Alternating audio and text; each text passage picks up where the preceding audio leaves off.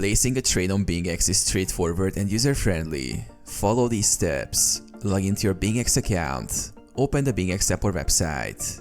Ensure your account is funded with sufficient cryptocurrency or fiat.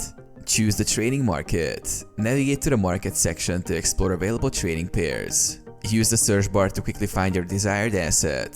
Go to the trading interface. Click on the trading pair you want to trade.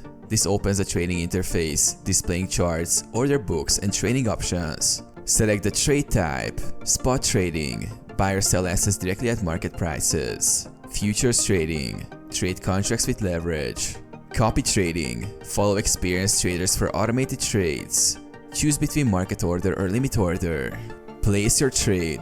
For market orders, input the amount you want to buy or sell and click buy or sell. For limit orders, set the price and amount, then confirm the order. Review your trade details before confirming. Monitor and manage your trade. Check your open positions in the orders or positions section.